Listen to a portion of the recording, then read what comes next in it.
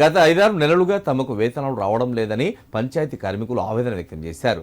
నెలలు గడుస్తున్నా అర్ధ ఆకలితో పనులు చేస్తున్నా తమకు ప్రభుత్వం వెంటనే వేతనాలు చెల్లించాలని డిమాండ్ చేశారు.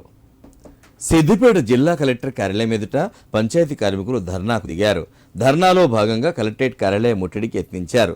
కార్యాలయంలోనికి వెళ్లకుండా పోలీసులు భారీ గేట్లు పెట్టి అడ్డుకున్నా కార్మికులు వాటిని తోసేసుకుని కార్యాలయంలోకి దూసుకెళ్లారు. దీంతో కొంతసేపు ఉద్రిక్తత నెలకొంది. ఈ క్రమంలో ధర్నా చేస్తున్న కార్మికులకు సిఐటియు నాయకులు మద్దతు తెలిపి మాట్లాడారు. గత 5-6 నెలలుగా కార్మికులకు వేతనాలు రావడం లేదని ఆవేదన వ్యక్తం చేశారు. వేతనాలు రాక వారంతా తీవ్ర ఇబ్బందులకు గురవుతున్నారన్నారు. రాష్ట్ర ప్రభుత్వం వెంటనే స్పందించి కార్మికుల వేతనాలను చెల్లించాలని డిమాండ్ చేశారు. కాగా పంచాయతీ కార్మికుల ధర్నాకు కలెక్టర్ కార్యాలయం అడ్మినిస్ట్రేషన్ ఆఫీసర్ రెహమాన్ స్పందించడంతో ఆయనకు కార్మికులు వినతి పత్రాన్ని అందజేశారు. కలెక్టర్తో మాట్లాడి కార్మికుల న్యాయమైన డిమాండ్లను పరిష్కరిస్తామని హామీ ఇవ్వడంతో ఎట్టకేలకు వారంతా ధర్నాను విరమించారు.